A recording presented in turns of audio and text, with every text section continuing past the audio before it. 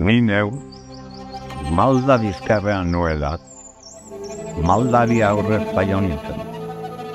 Gure herrian, maldek daramatzate, tartean haranek. Eta haranek, bata bestearen ostean, errekak eta uretan omen, denboraren igarotzea.